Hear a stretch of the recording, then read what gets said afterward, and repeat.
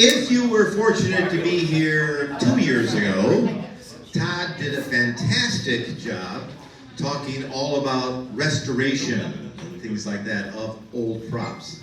And he drove how many miles to come? 1,240 miles each way. 1,200 miles one way. Please welcome Mr. Todd Harris.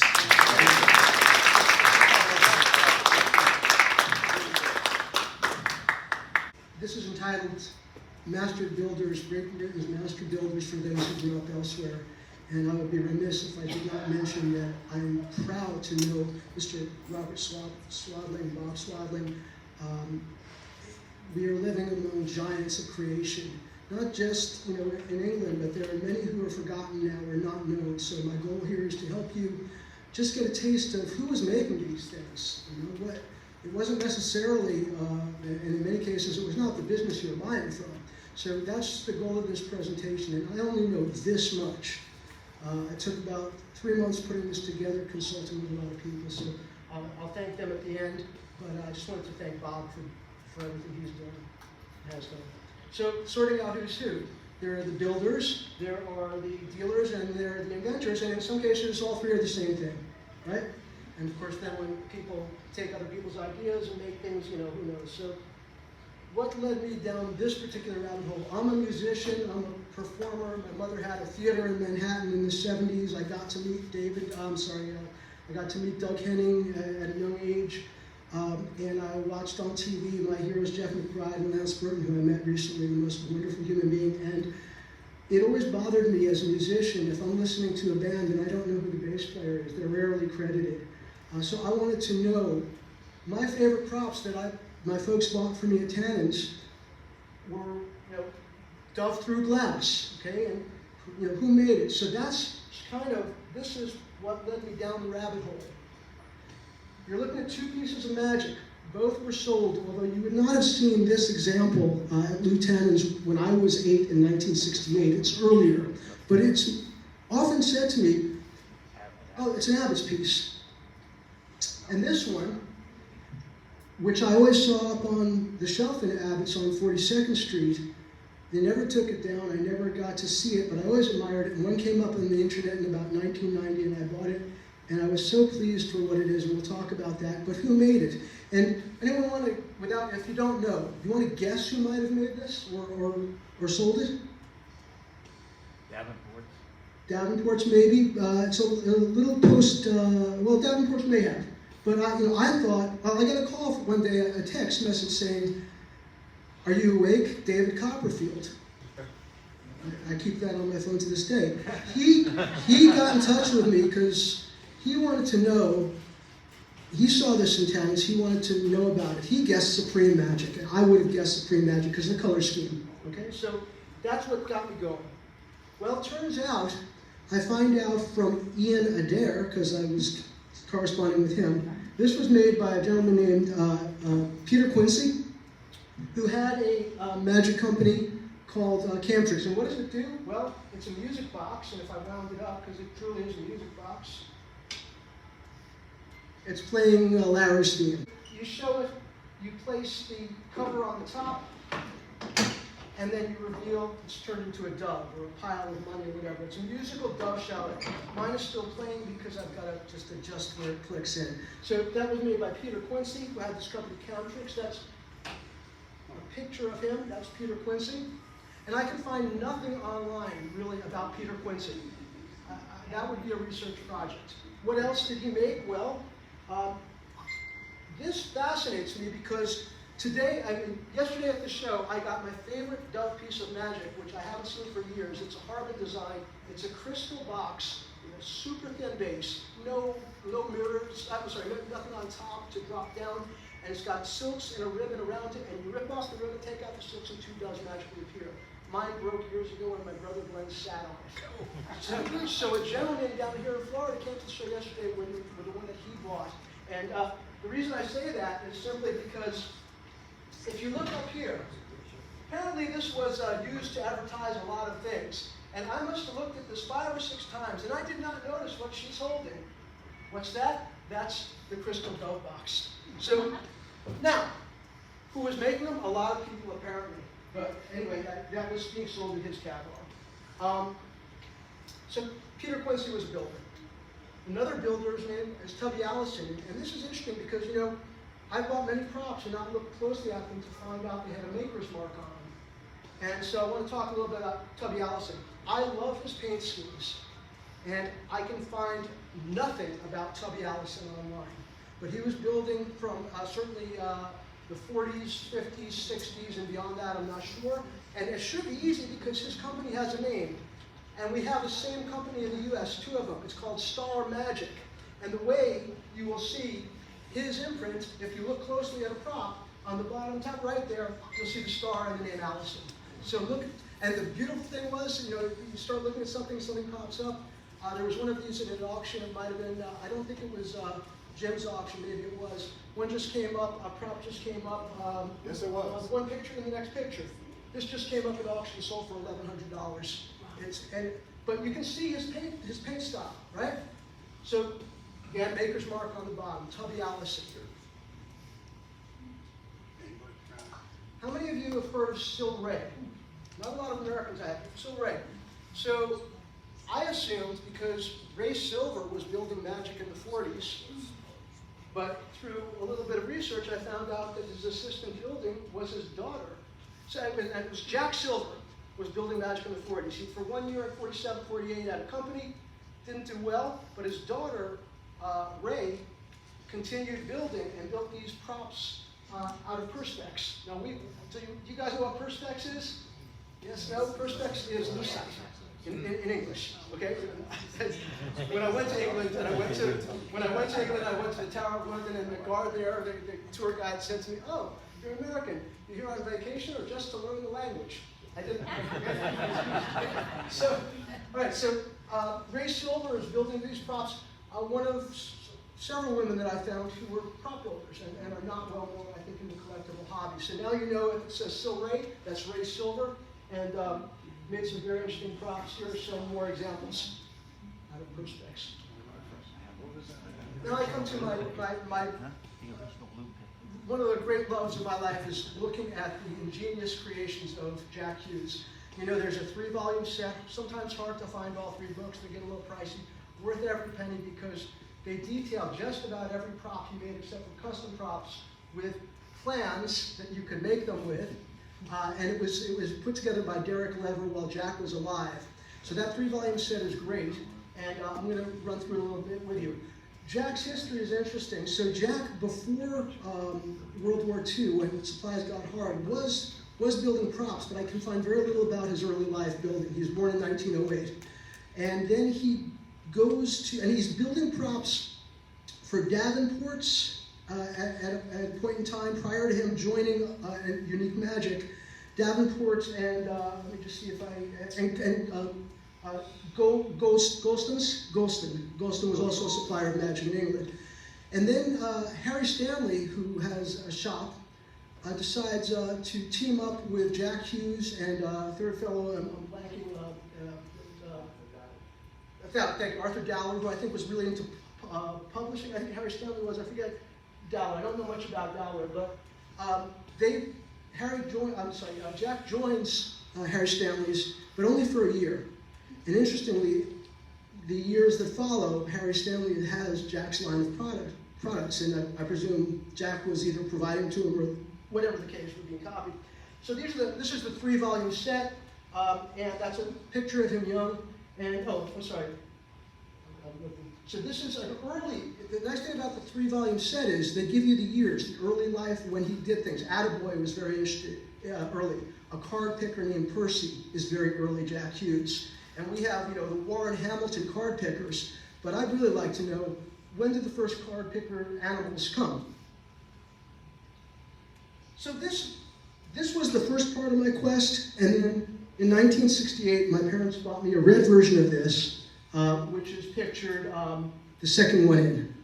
And I would say I found 6 variations on Dove Through Glass that are Jack Hughes, not Abbott's.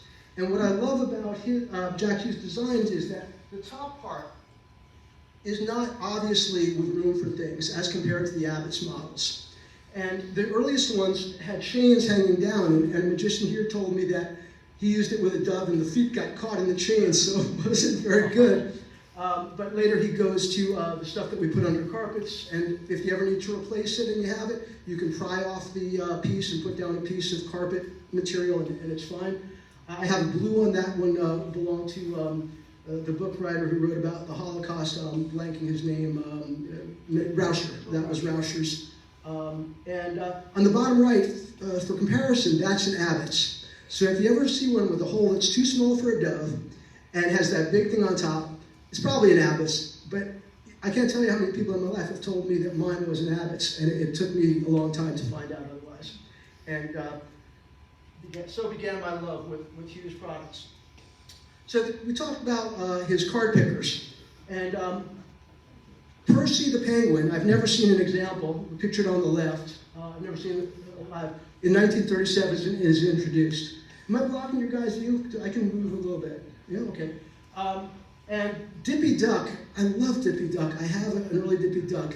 And he changed designs, but it's so clever. That front panel, there are latches in the front that you can drop the front open and set this up, because Dippy Duck will refuse to perform unless he gets money. Maybe Dippy's female, I'm not sure. And then, so there's a coin dropper on the left side that you can put 2 coins in, and underneath there is a bucket that slides, so you can position it so when Dippy asks you, and Dippy is controlled from the back, similar to Fifi, which, so there's a lever, and so, are you going to do this? No. No, whatever. And then, so then when you drop the coins, they fall in the bucket, and then from underneath you slide the bucket over out of the way so the cards can be picked. And I'm going to show you a picture of the inside. I wanted to bring all these props, but I just couldn't get them all. Okay, so before I do that, there's Sadie and there's Fifi.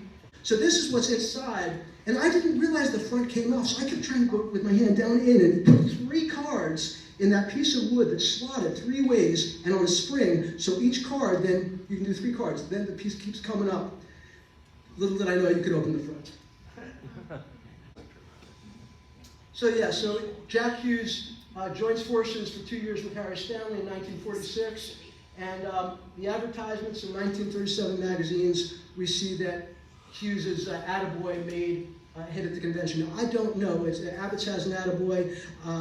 Hughes and Abbott's definitely shared ideas. I don't know who came up with it first. And quite honestly, I don't know if Hughes built these, because remember I mentioned Gillini? Oh, not yet. I'm sorry, not yet. So something I forgot to say about the work with Harry Stanley is that also building for Harry Stanley was Gillini, and Jack Hughes and Gillini must have met there. And I know that Gillini made several props for Jack Hughes. And Gillini had his own company that we'll talk about in a little bit. So who made this? I don't know. I was told with quite a bit of confidence that the second one from the right was not Jack Hughes. It most certainly is. He did a few different faces on these things. So another prop that has sometimes been called the most boring trick in all of magic is ad infinitum. And ad infinitum was also then sold by Abbott's as a Magino. And basically what's happening here is that tray has a clever mechanism inside that allows you, by pulling a lever, to move a rod that has a place that a silk will stick on to pull if you drop a silk in the left side and you push the lever, it'll move to the right side, and there's a trap door in that tray that you also activate to open up that looks like the wood that's underneath it. Really, really cute. And I'm proud to own this one because most of the ones, all of the other ones that Jack Hughes made would be wood and folded. This is these don't fold. They're not hinged. They're solid, and this design, the only other one known is in the Magic Circle's museum. And I often wonder, was this one of his custom made? Someone said, hey, I really want this thing painted, or I don't know. I'll never know that. Triple tray trunk, I thought I was going to have it here with me. I happen to own one that came with the paperwork with a letter from Jack Hughes to Al and Dorothy Roberts, who were on British TV, children's TV in the 50s, and I believe are still alive in England. But they were very well-known performers in England. I believe they're Welsh. And so he has a letter, Al has a letter from Jack Hughes explaining exactly how to use this. And I should mention, I've forgotten, if you didn't know, I have a Facebook group called The Magic Attic, and I've performed many of these tricks there. So I have a video showing this one in use and talking a little bit about the mechanism. I should also point out that in later years, I've got to believe this is mid-60s or later, this design, you see that's a Hughes design. And he did license to a lot of people. There's a company in Norway that was making his props, and you'll see that design. His head dagger chest, he tended to like blue as a primary color, and red, he did black. But if you see that, you can assume that the idea came from Hughes if it wasn't done by Hughes. That is a picture of Al and Dorothy Roberts. So the suitcase table. The suitcase table, certainly Abbott's has their suitcase table. I love this one, the mechanism's great. And you know, if you're doing small shows, places this is literally a suitcase. I can put what I want to in the back and close it. And funny thing is, I'm in touch with John Henley a lot. John Henley of Nzani Henley. He's in Canada making films. He closed Nzani Henley in about 1980. I'll talk a little bit about that. But he said of all the things he ever bought, this was the most useful because he'd go do street things and carry this around with him. But I love the design on the front. Some of you know Cabinet of Food by Abbott's. Well, I believe that was licensed, has to have been licensed from Jack Hughes because I have an early, he just called this the production box. And the early ones, I think I have a picture of another one I do. Notice the wood stand, and basically it's an elevator effect. And I have one on a metal stand that has to be from the 40s, very early, and so this is just another Jack Hughes creation. I was very fortunate when Gail Molovinsky sold me his hand-to-hand, a guillotine. And you think about most guillotines you see, and they look kind of threatening. I think this is really cute. And you put your hands in these hands, right? And I'd like to show you a quick video shot. Here we go.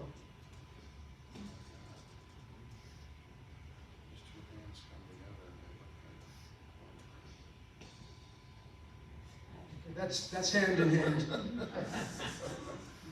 So Jack Hughes, closing on Jack Hughes, he passes away in 1981, and I don't know if it was 79 or earlier. His son, he started sharing the business with his son, Bernard. And as I understand it, Bernard had a lot of trouble keeping the business going. There are stories of people buying things from him that weren't delivered. So I think that was kind of the end of Jack Hughes in the sense of his business. However, his daughter Bernice, who performed under the stage name Lynn Sharon, married a gentleman named Ian Ogilvy. Now, you'll notice this is a picture from the advertisements for Jack Hughes, and at the bottom you can't see it. It says, Ian Kent, the idiot. That's what it says. I kid you not. We're saying him. Idiot. Professionally. Okay. So, Ian Kent performed under the name San Yen. Right? Bernice performed under the name Lynn Sharon, and I'm amazed at her career in terms of what she did and how she performed.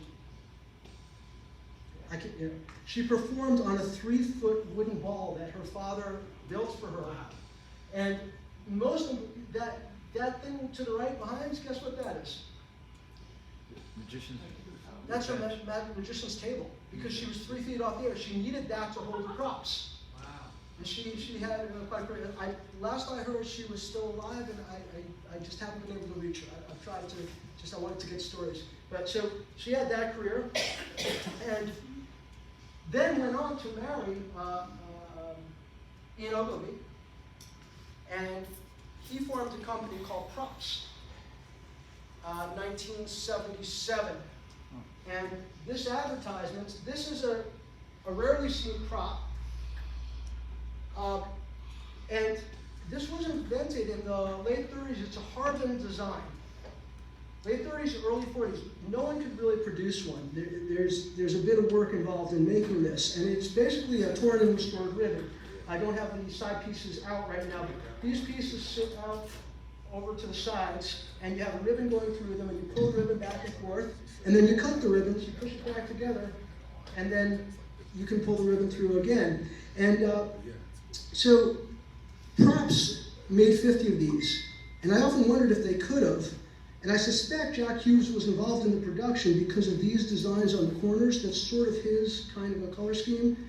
But the point is that these were made from roughly 1980 to 82, and Jack Hughes was dead by 82. So this has been copied by Richard Gurlitz, and I believe Paul Lembo made 6 of these. Paul, are you here? Right here. 6 of them? Right. And I would not have known how to set this up and use this were it not for Paul. They came, the originals came with a numbered certificate, and I'm told by a friend of Ian Ogilvy's that he actually wound up tracking down all 50 examples years later, so that confirmed over 50. What's interesting to me is that this certificate is not signed, and I wonder if it might have been Ian Ogilvy's because he never sold it. I don't know. Oh, by the way, the next one shows the master at the top. That is Paul's work, right, Paul? That's Paul's recreation, and Richard Gurlitz's reimagining of it down below. Any questions about blocks of San Diego? So, talking about Gil Leany. Gil Leany was a draftsman before becoming a prop builder. And as I said, he was building for several people. And I was not at all familiar with Gil Leany's work. So I wanted to just show you some pictures. And also, his mark on his catalogs and on his props says, magic to design, to your preference. And now we get into the, who could have made this thing? Well, that could be a Supreme kind of color scheme. Well, they had a couple of people doing that kind of thing. That was not Jack Hughes' style. So when I'm looking at props and I'm looking at color schemes, I'm sort of more aware of this now. However, I should say Jack Hughes sold the evacuee hospital situations with childlike figures, and Gil Leany did build for Jack Hughes. So this is more of Gil Leany's work. I believe Paul Daniels owned the block in the middle of the die box, and I know that was out of Paul Daniels' collection, the Humpty Dumpty.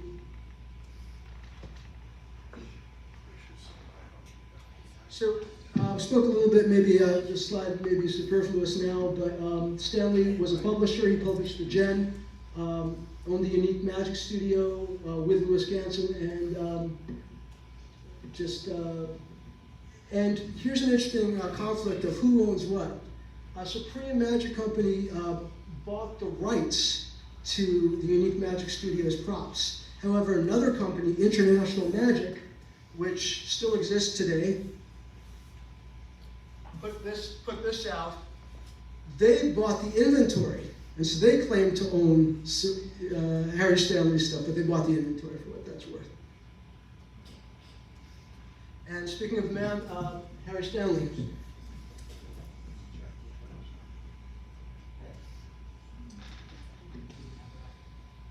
So their version of Hippity Apparatus, right? And this one was built by Jack Hughes. So keep your eyes open, you might find a Hughes version. And now, I spoke about the difference between builders and companies, and I say master builders. I don't necessarily mean props. Mostly I do, but some people built ideas, companies. I'll mention Martin's Magic. That's an internet build. He built, with thousands of hours, a site where you can go look at brief demonstrations. He doesn't claim to be a performer of props that you might not have seen, with the ability to look up by maker, by type of effect, thousands of tricks. It's a website, he built it. But in this case, Inzani Henley fascinates me, and I'll tell you a little bit about it. First of all, they put out one catalog in 1966, only one. Remo Inzani was performing as a 17-year-old. He was on the cover of a Gen magazine, and he met John Henley at a conference in 1957, and I think John was 16, and they decided to form a magic company. They don't get to produce the catalog until 1966. By that time, Remo has gone off and is dealing in antiques. He went off to perform magic, but he wound up, I think, picking up his parents' business. I'm not sure if that's true, that it was theirs. But so John was very much by himself. He hired Ali Bongo to do all the illustrations in the catalog. He had a unique idea, a novel idea, I should say, with the catalog. The page numbers, everything was indexed. But the page numbers were on the spine, on the inside, so you could not flip through pages. You had to turn every page to get to the prop you wanted. Right? And as he said, the pictures of props at that time were stock pictures. 50 different people might use the same image. He wanted every prop to be drawn by, Ali Bongo had a copy of every prop. And the flyover cage, go find them. They're extremely hard to find in Zonny Henley props. I'll say that. I do have one of their card tricks out front. And also, I should say, these water cups, Indian water cups, where you pour the water back and forth, and I'm going to show you them. So, talk about, that's Remo and Zonny on the cover of the Gem. That is 1958. I think he would have been 19 there. And that's John Henley on the right. And does anyone recognize what he has there on the table? That he's taking things in and out of. Manufacturer of that, keep your eyes open, is Merv Taylor. That's a Merv Taylor briefcase. Never seen one. But John said to me, when he got this, that was it for him. Okay. And there's the ad for the Merv Taylor briefcase. Okay. If you go on the Magic Attic, you'll see all my videos. I like to see the thing. If I don't have it, I like to put a picture of it, and I think a picture can be worth 1,000 words. So, what's interesting to me about Remo, and again, you'll have the presentation, you can read this. This is the article, or the front page cover about Remo. And one of the things was that he was a demonstrator for Harry Stanley at Unique Magic. And Harry Stanley didn't like that when these guys opened up their own magic shop down the block. And I love this picture of John Henley. Anyone want to guess who made the screen behind him? Keto. Who? Akita. Looks Akita. Rick Heath. It's often like shoes magic in Hong Kong. Okay? And that's the inside of the shop. I should also tell you that in 1961, they had a shop on, correct me if I'm wrong, it's either Ivors Place or Ivor Street, they had a shop. But Corinda, Corinda's mentalism, Corinda had a shop in a better location.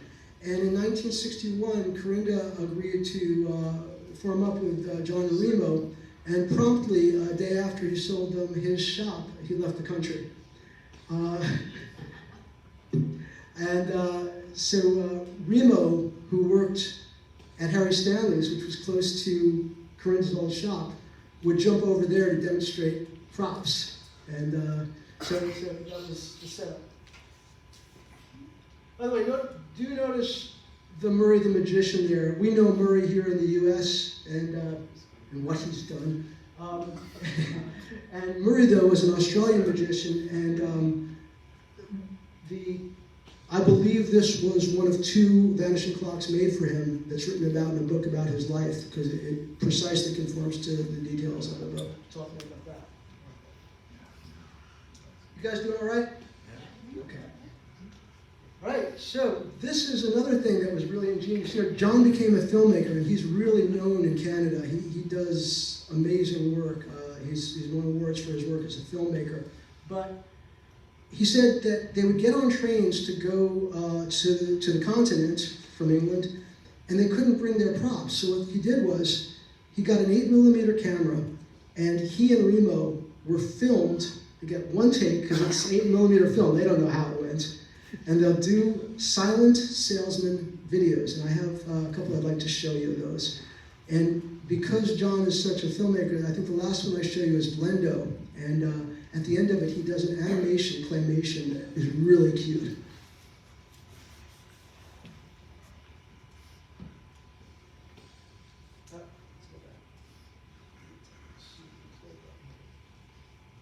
This is silent.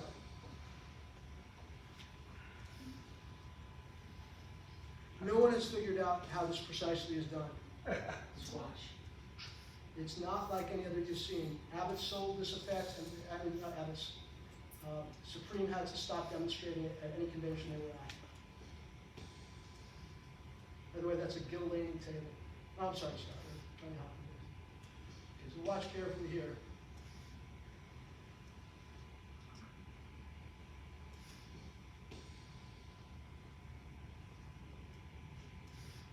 Nice, but wait for it.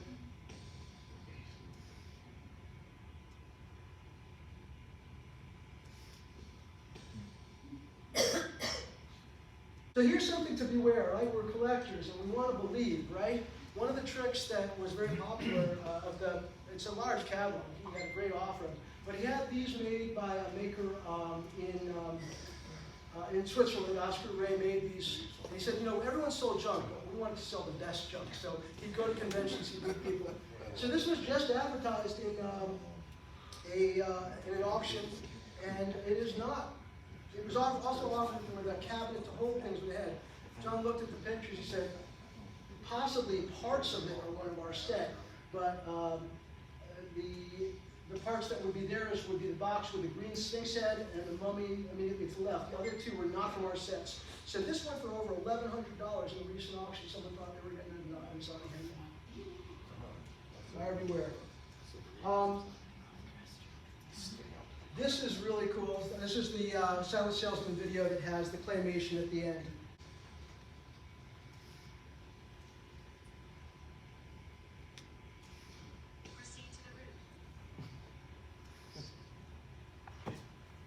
That is John. He still performs, by the way.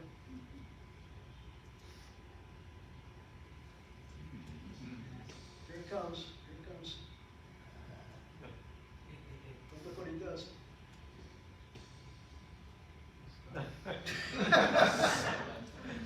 That's John.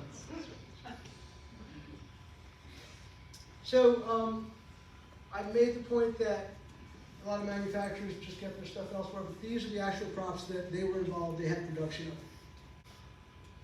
Inzani Henley sold a dress change illusion. This particular one, when he saw it, he said, oh, the base is orange. That was made for us by Choose Magic in Hong Kong. And what I learned about Choose Magic, which if you don't have the catalog, get the catalog, it's very interesting. They had a version of this that looks a little different, but they would make a limited number of however many you wanted for a dealer. So this was the version they made for Inzani Henley until Inzani Henley started making their own. And the difference, the only difference would be that the base would be red, not orange. And this belonged to Alan Dorothy Roberts, and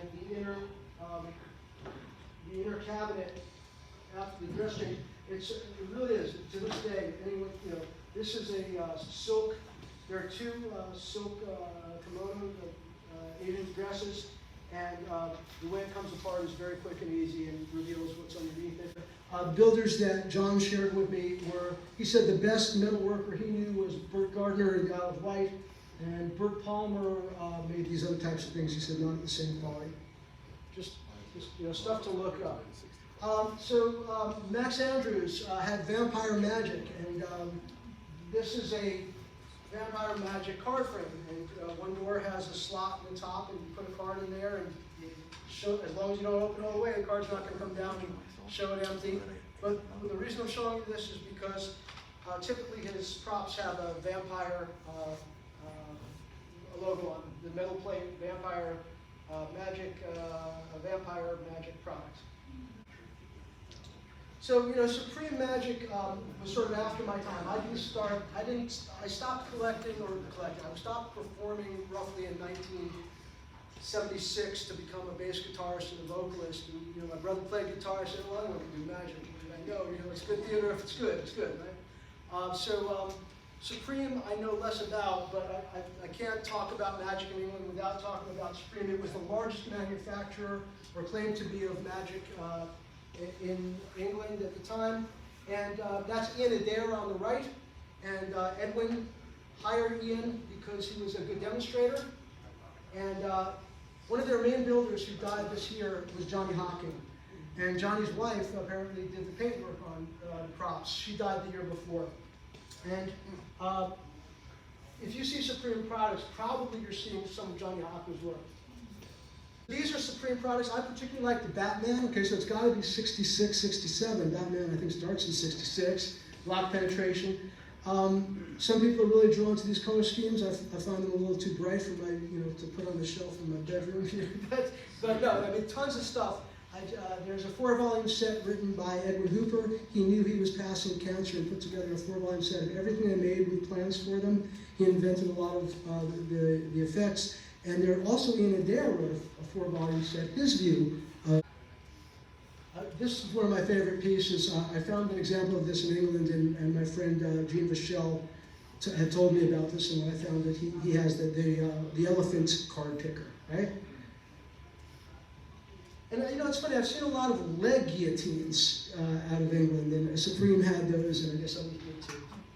Another purveyor of magic was Peter Diamond, Diamond Enterprises, and his ads were kind of racy. He liked to picture his things with women who were scantily dressed. I noticed that. I mean, that's one of the things that I can observe about it. And he published a magazine, but you can see an example here of some of his work. He was known for a lot of metal products as well, and I don't know who he was using to make them.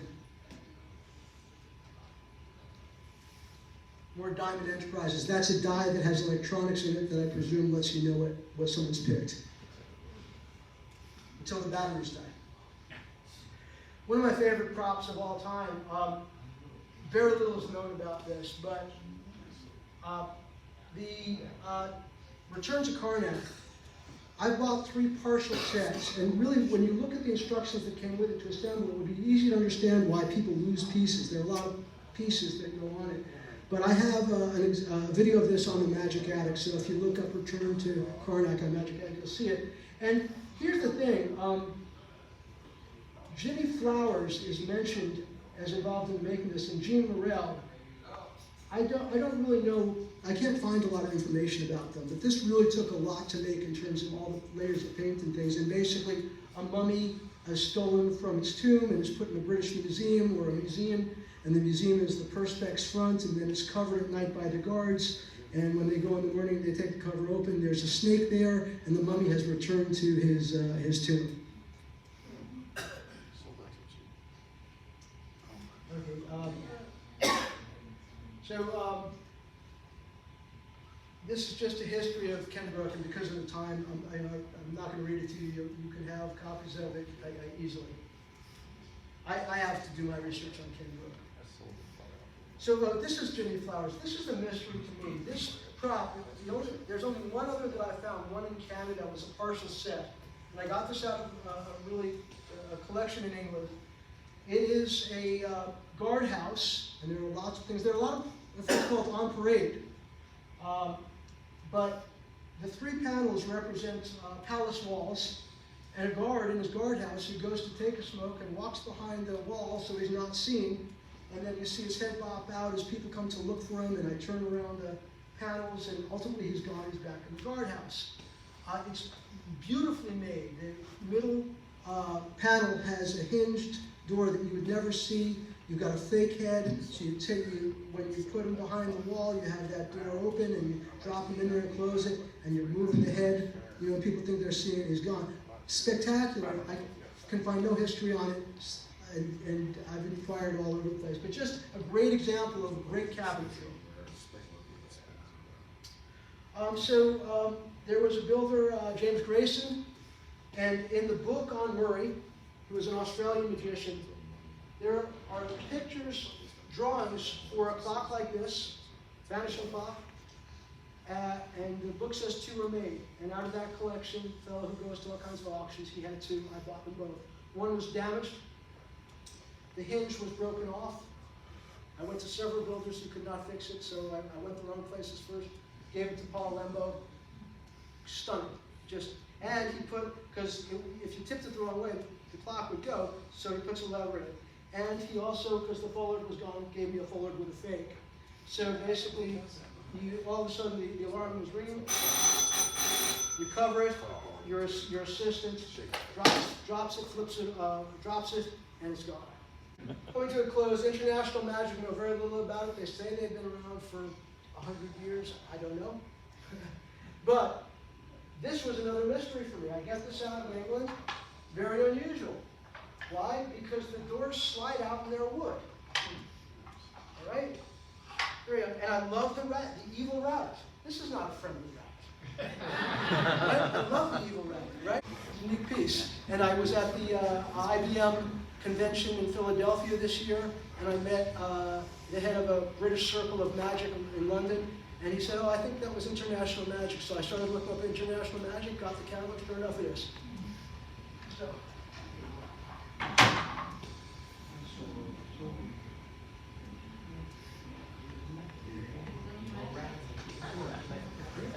Nasty looking eyes. Now you can't talk about British Magic without talking about Davenport's, which finally closed after many years. There's a 4-volume set on the history of Davenport's that talks about the family, the mescalines, they're just too much history, but certainly major influence on the world of magic in England, I would think. And I mentioned Andy Martin's site for this reason. He's been very generous helping me identify things that a lot of people don't realize. This is not his job, but he's spent so many hours creating videos and histories. And where it says History Project, if you go to Andy's Magic, you will see that menu. And that menu says, the History Project created, other tab, oh, I'm sorry, down at the bottom left. There will be creators and dealers. So if you're looking for something that was made by a creator or a dealer, he's tagged it that way. You know, if you're looking for something from a specific year, he's got all the years. If you external websites, and he's got one that says type of magic.